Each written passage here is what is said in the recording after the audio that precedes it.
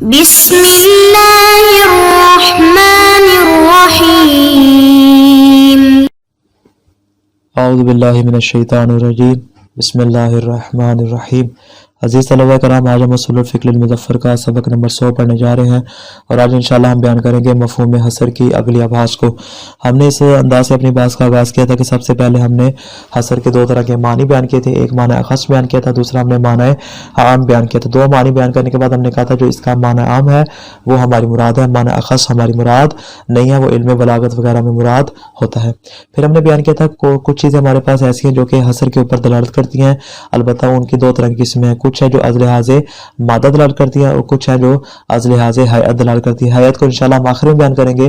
ہم نے ابتدائی طور پر ان ادوات کو شروع کیا تھا جو کہ از لحاظ مادہ حصر پہ دلالت کرتے ہیں۔ سب سے پہلے ہم نے آغاز کیا تھا الا کے حوالے سے۔ فرماتے ہیں کہ الا کی ہم نے بیان کیا تھا کہ تین طرح کی قسمیں، ایک ہے الا وصفی، دوسرا الا استثنائی اور تیسرا ہے الا حصری۔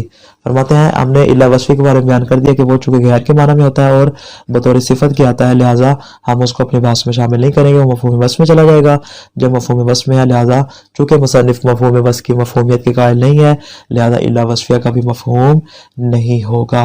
آج بیان کرنے جا رہے ہیں الا کی دوسری قسم کو جو کہ ہے الا استثنائی۔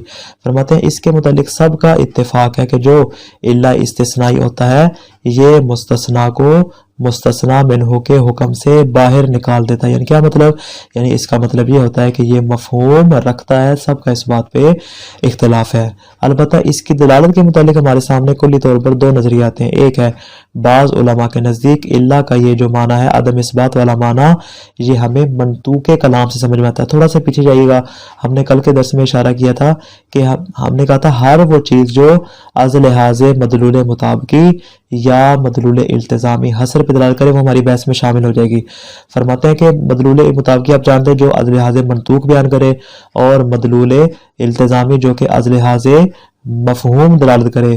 فرماتے ہیں یہ جو علماء کہتے ہیں کہ یہ جو عدم اثبات والا معنی ہم نے کہا تھا اخراج کا معنی اس کا معنی مطابقی ہے، لیکن جو عدم اثبات والا معنی وہ اس کا معنی التزامی ہے۔ یہاں فرما رہے کہ بعض علماء کے نزدیک الا کا یہ عدم اثبات کا معنی مفہوم سے سمجھ نہیں آتا بلکہ منطوق کلام سے سمجھ میں آتا ہے، یعنی جو از لحاظ مدلول مطابقی قرار پاتا ہے وہ عدم اثبات والا معنی ہوتا ہے، اخراج والا معنی نہیں ہوتا۔ مقابلے میں دوسرا قول ہے بعض علماء کے نزدیک کیا فرماتے ہیں، کہتے ہیں نہیں الا کا جو معنی مطابقی ہے، جو معنی وضعی ہے وہ اخراج ہے، لیکن از لحاظ دلالت التزامیہ اور مفہوم کے اعتبار سے اس کا عدم اثبات والا معنی ہمیں معلوم ہوتا ہے۔ فرماتے ہیں یہ کلی طور پر ہمارے سامنے دو نظریے آتے ہیں، غور کیجیے گا۔ وَأَمَّا إِلَّا الْإِسْتِثْنَائِيَّةُ، تو فرماتے جہاں تک تعلق ہے الا کی دوسری قسم الا استثنائیہ کا، فَلَا يَنبَغِي الشَّكُّ فِي دَلَالَتِهَا عَلَى الْمَفْهُومِ، فرماتے اس کے مفہوم پر دلالت کرنے کے اعتبار سے کسی کو بھی اختلاف نہیں ہے، کسی کو بھی شک و شبہ نہیں ہے۔ اس کا مفہوم کیا ہے؟ هُوَ انتفاء حکم المستثنى منہ عن المستثنى، مستثنا سے مستثنا منہ کے حکم کو منتفی کر دینا، یعنی جو حکم مستثنا منہ کا ہے وہ حکم مستثنا کا نہیں، اور جو حکم مستثنا کا ہے وہ حکم مستثنا منہ کا نہیں۔ فرماتے یہ کیوں ہوتا ہے اس کا معنی؟ فرماتے لِأَنَّ إِلَّا موضوعۃ للاخراج، فرماتے یہ جو ہم معنی کہہ رہے ہیں کہ یہ اخراج کرنا اور ایک چیز کو دوسری چیز کے لیے ثابت نہ کرنا اور انتفاعی حکم کرنا، فرماتے یہ اس کا معنی التزامی ہے، معنی مطابقی نہیں۔ معنی مطابقی کیا ہے؟ فرماتے معنی مطابقی ہم بیان کر رہے ہیں لأن الا موضوعۃ للاخراج، اس کو اخراج کے لیے بنایا گیا ہے، یعنی ایک چیز کو دوسری چیز سے باہر نکالنے کے لیے بنایا گیا ہے، از لحاظ موضوع از لحاظ حکم، اور وہ اخراج کیا ہے؟ وہو الاستثناء، اسی کو ہم استثناء کا نام دیتے ہیں کہ جو حکم مستثنا منہ کے لیے ثابت ہے وہ حکم مستثنا کے لیے ثابت نہیں ہوگا۔ یہ دلالت کرتا ہے کسی اعتبار سے از لحاظ وضعی، یعنی دوسرے نظریے کی بات کر رہے ہیں کہ از لحاظ معنی مطابقی اس معنی پہ دلالت کرتا ہے، لیکن دلالت التزامی کے اعتبار سے یہ عدم اثبات والے معنی کو بیان کرتا ہے۔ آگے فرماتے ہیں وَلَازِمُ هَذَا الْإِخْرَاجِ، اب جب کہ ہم نے یہ بات بیان کر دی کہ اس کا معنی مطابقی اخراج ہے، اس کا معنی التزامی جو ہے وہ اور ہے، فرماتے ہیں یہ جو معنی مطابقی اخراج ہے اس کا لازمہ کیا ہے؟ فرماتے ہیں وَلَازِمُ هَذَا الْإِخْرَاجِ بِاللُّزُومِ الْبَيِّنِ بِالْمَعْنِ الْأَخَصِ، فرماتے ہیں لزوم بین بالمعنی الاخص کے اعتبار سے اس اخراج کا معنی کیا ہوگا؟ ان یکون المستثنى محکوما بنقیض حکم المستثنى منہ، کہ مستثنا کے اوپر حکم لگایا جا رہا ہے، مستثنا پہ حکم لگا رہے ہیں کس بات کا؟ اس چیز کی نکیز کا جو کہ مستثنا منہ کا حکم ہے، یعنی جو حکم ہم نے مستثنا منہ کے لیے الا سے پہلے ثابت کیا ہے اس کا جو نکیز ہوگا، جو اس کا برعکس ہوگا، وہ حکم کس کے لیے ثابت ہو جائے گا؟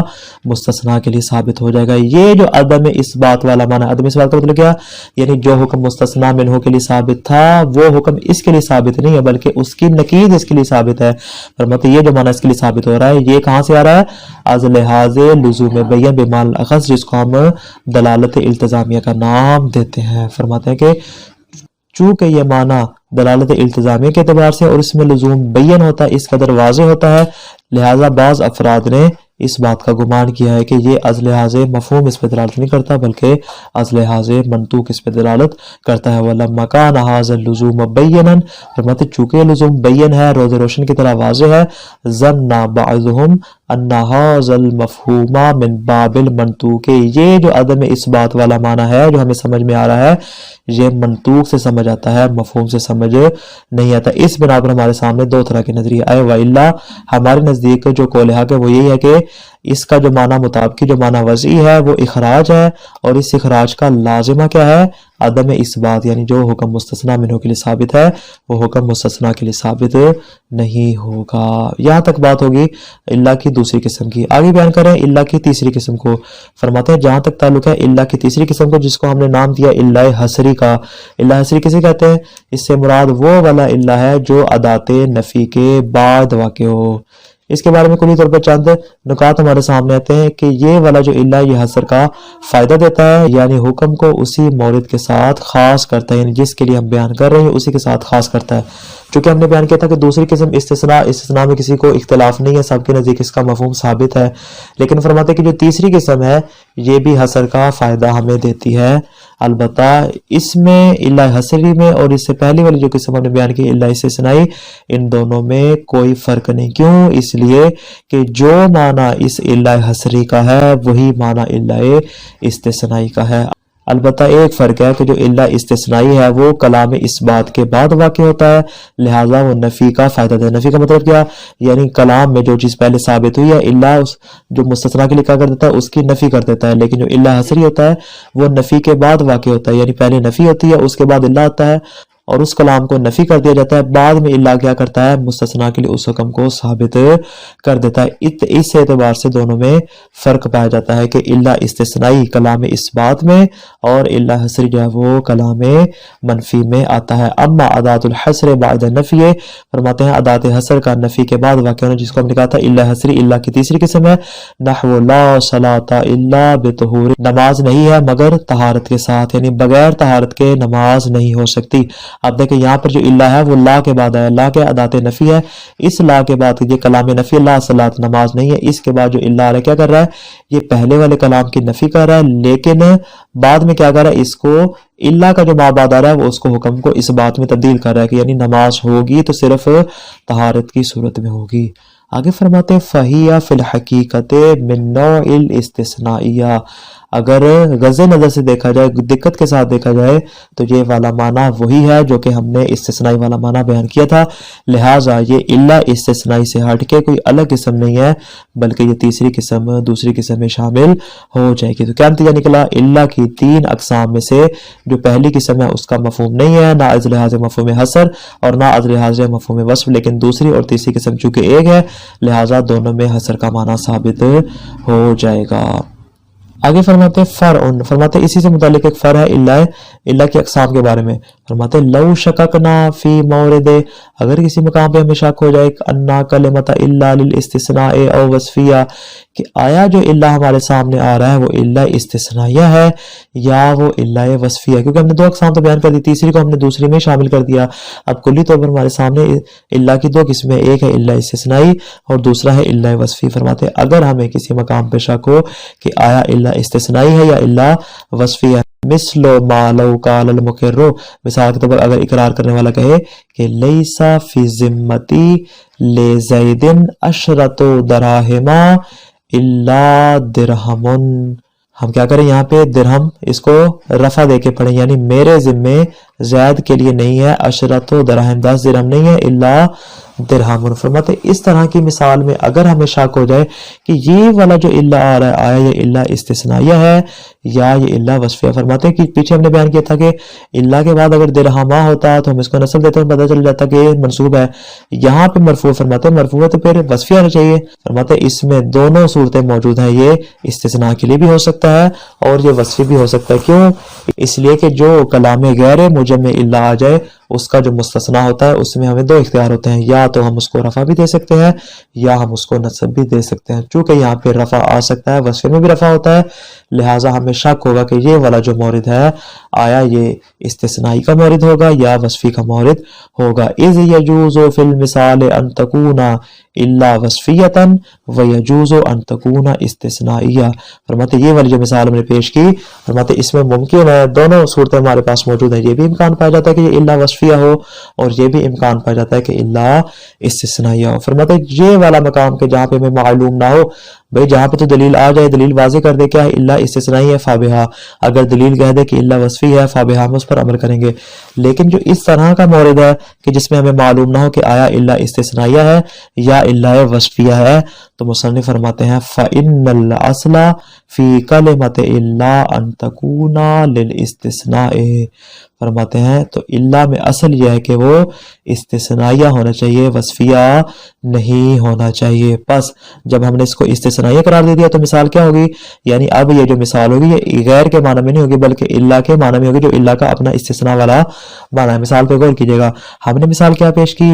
لیس فی ذمتی لزید عشرۃ دراہم، میرے ذمے زید کے 10 درہم نہیں ہے، الا درہم، بلکہ میرے نزدیک زید کا صرف ایک ہی درہم ہے. تو فرماتے جب یہ بات ثابت ہوگی فیثبت فی ذمتہ فی المثال درہم واحد. فرماتے اس کے ذمے کتنے درہم ثابت ہو جائیں گے؟ ایک درہم ثابت ہو جائے گا، چونکہ اس نے 10 درہم کی نفی کر دی ہے اور 10 درہم کی نفی کرنے کے بعد اس نے کیا کیا ہے؟ ایک درہم کو اپنے کے لیے ثابت کر دیا ہے. فرماتے ہیں کہ صورت میں اگر ہم اس کو استثنائیہ قرار دیں، اما لو کانت وصفیہ، لیکن اگر ہم کہیں کہ یہ الا غیر کے معنی الا وصفیہ الا استثنائیہ نہیں ہے، فإنہ لا یثبت فی ذمتہ شیء. فرماتے ہیں اس اقرار کرنے والے کے ذمے ایک بھی درہم ثابت نہیں ہوگا. وہ کس طرح؟ فرماتے ہیں یہ ہم نے کہا لیس فی ذمتہ لزید عشرۃ دراہم غیر درہم، یعنی کیا مطلب؟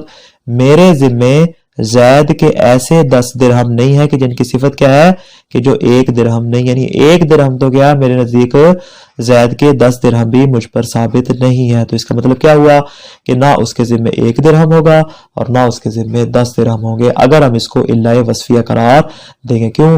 لأنه يكون قد نفی العشرۃ دراہم، اس لیے کہ اس نے کیا کر دیا؟ 10 کے 10 درہم کی پہلے نفی کر دی. اس نے کہا لیسا، میرے ذمہ 10 درہم نہیں ہے. کون سے 10 درہم؟ کہ الموصوفۃ تلک الدراہم بانہا لیست بدرہم، کہ جن 10 درہموں کی صفت یہ ہے کہ وہ ایک درہم نہیں ہے بلکہ 10 درہم ہے. یعنی اس نے کیا کر دیا؟ یہ تو اس کی صفت بیان کر دی، حقیقت اس نے کیا کہا کہ میرے ذمہ زید کے 10 درہم نہیں ہے. فرماتے ہیں کہ لہٰذا ہم یہاں پہ اب سوال یہ ہوگا کہ آیا اس کو وصفی قرار دیں یا اس کو استثنائی قرار دیں. مصنف فرماتے ہیں چونکہ کلام اصل استثنائی ہونا ہے لہٰذا ہم اس کو الا استثنائیہ قرار دیں گے اور اقرار کرنے والے کے ذمے زید کا ایک درہم ثابت ہو جائے گا. یہاں تک بات ہوگی ہماری الا کے بارے میں مکمل. ہم نے بیان کیا تھا کہ ہم کچھ ادوات بیان کریں گے جو کہ حصر کا معنی دیتے ہیں. الا کی ہم نے 3 اقسام بیان کی اور 3 اقسام میں سے جو پہلی قسم ہے وہ مفہوم وصف پہ دلالت کرتی ہے لہذا اس کا مفہوم نہیں، اور دوسری اور تیسری قسم جو کہ ایک ہی قسم ہے اس کے بارے میں ہم نے بیان کیا کہ وہ حصر پہ دلالت کرتی ہے. الثانی انما، فرماتے ہیں ادوات حصر میں سے دوسرا ہے انما. فرماتے ہیں کہ انما کے بارے میں ہمارے سامنے 2 صورتیں آ جاتی ہیں. کون کون سی؟ ایک ہے حصر موصوف بر صفت اور دوسرا ہے حصر صفت بر موصوف. فرماتے ہیں جہاں تک تعلق ہے پہلی قسم کا حصر موصوف بر صفت کے، ہم کیا کرتے ہیں؟ موصوف کو اسی صفت پر منحصر کرتے ہیں کہ موصوف کے اندر صرف یہی صفت پائی جاتی ہے، اس کے علاوہ اور کوئی صفت نہیں پائی جاتی ہے. فرماتے ہیں اس صورت میں اس کا مفہوم نہیں ہوگا اگر ہم کیا کرتے ہیں؟ حصر موصوف بر صفت کرتے ہیں. لیکن اگر ہم صفت کو موصوف پر موقوف کرتے ہیں تو اس صورت میں اس کا مفہوم مفہوم ہوگا. کیوں؟ اس لیے کہ ہم قید یہاں پہ صفت کی لگا رہے ہیں. پہلے قسم میں موصوف کی قید تھی, چونکہ موصوف ہماری مراد نہیں ہے, وہ موضوعیت کو بیان کرنے والا ہوگا, لہذا اس کا مفہوم نہیں ہوگا. اور دوسری قسم میں کیا کریں, ہم صفت کی بات کریں, قید کی بات کریں, اور موضوع اپنے حال پر باقی ہے, لہذا دوسری قسم کا مفہوم ہوگا. فرماتے ہیں کہ یہ جو ہم نے بنیادی قول بیان کر دی کہ ان دونوں اقسام میں سے پہلی قسم کا مفہوم نہیں ہوگا جبکہ دوسری قسم کا مفہوم ہوگا. فرماتے ہیں اس کے علاوہ بھی مسئلے میں دیگر اقوال بھی موجود ہیں, لیکن وہ ہمارے نزدیک مد نظر نہیں ہے. جن اقوال میں سے ایک قول ہے امام راضی کا, ان کے نزدیک ہے کہ ہمارے سامنے جو انما ہے یہ اصلاً حصر کا معنی دیتا ہی نہیں, یعنی چاہے آپ پہلی قسم لے لیں یا دوسری قسم لے لیں, اصلاً آپ اس کو ادوات حصر میں سے شمار نہیں کر سکتے. اسی طرح فرماتے ہیں شیخ انصاری کو تفسیروں کے نزدیک بھی تفسیر ہے, لیکن ان تمام تفسیر کو یہاں پہ بیان کرنے کی ضرورت نہیں ہے. مصنف کے نزدیک وہی نظریہ ثابت ہے جو ہم نے بیان کر دیا. الثانی انما, فرماتے ادوات حصر میں سے دوسرا کیا ہے, انما وہی ادات حصر مثل کلمت الا, فرماتے ادات حصر ہے جو کہ کلمہ الا کی طرح حصر پہ دلالت کرتا ہے. فاذا استعملت فی حصر الحکم فی موضوع معین, فرماتے ہیں کہ اگر یہ حکم کے کسی خاص موضوع میں حصر پہ دلالت کرے, لیکن مصنف نے الفاظ تبدیل کے, مراد یہ دوسری والی قسم ہے. حکم سے مراد یعنی حکم سے مراد وہ صفت ہے, اور موضوع معین سے مراد کیا ہے, وہ والا موصوف ہے. یعنی اگر یہ حکم کے موضوع معین پر حصر پہ دلالت کرے, یعنی کیا مطلب کہ حصر صفت بر موصوف پہ دلالت کرے, کس طرح بالملازمت البینۃ علی انتفاعہ عن غیر ذالک الموضوع, از لحاظ دلالت التزامی, دلالت التزامی ذہن میں رہے, مراد کیا یعنی از لحاظ مفہوم دلالت کرے, کس اعتبار پہ کہ علی انتفاعہ, ہی میں جائے گی حکم کی جانب کہ یہ حکم منتفی ہے کس سے, عن غیر ذالک الموضوع, جو موضوع اور جو موصوف کلام میں بیان ہوا ہے اس کے علاوہ دیگر افراد سے حکم کیا ہے, منتفی ہے. از لحاظ دلالت التزامیہ اس بات پر دلالت کرے تو فرماتے ہیں کہ اس صورت میں کیا ہوگا, یہ انما حصر کا فائدہ دے گا. یعنی جب یہ حصر کا فائدہ دے گا تو پس اس کا بھی مفہوم بھی ہمارے نزدیک ثابت ہو جائے گا. وہذا واضح, فرماتے یہ میرے نزدیک واضح ہے. دیگر اقوال موجود ہے لیکن ان کو بیان کرنے کی ضرورت نہیں ہے. فرماتے خلاصہ کیا ہوا آج کے درس کا, اللہ کی دوسری قسم ہے اللہ استثنائی, اور سب کا اتفاق ہے کہ یہ مستثنا کو مستثنا منہ سے خارج کرتا ہے. فرماتے ہیں اللہ کا معنی مطابقی ہے اخراج, جبکہ اس کا معنی التزامی ہے حصر, لیکن معنی التزامی اس قدر واضح ہے کہ ہم نے اس کو قرار دیا کہ لزوم بین بالمعنی الاخص کے اعتبار سے دلالت کرتا ہے, اور جو معنی اس قدر واضح ہے کہ بعض نے اس کو معنی التزامی کی بجائے معنی مطابقی قرار دیا. اس بنا پر ہمارے سامنے دو طرح کے نظریات آگے. اور اللہ کی تیسری قسم ہمارے پاس ہے اللہ حصری, جو کہ حقیقت میں اللہ استثنائی کا ہی حکم رکھتی ہے. چونکہ اللہ استثنائی کا مفہوم ہمارے نزدیک ثابت ہے, اللہ حصری کا مفہوم بھی ہمارے نزدیک ثابت ہو جائے گا. فرماتا ہے اللہ استثنائی کلام مثبت کے بعد نفی کرتا ہے, جبکہ اللہ حصری جو ہے وہ کلام منفی کے بعد اس کو ثابت کرتا ہے. یعنی دونوں میں اس لحاظ سے ایک فرق پایا جاتا ہے.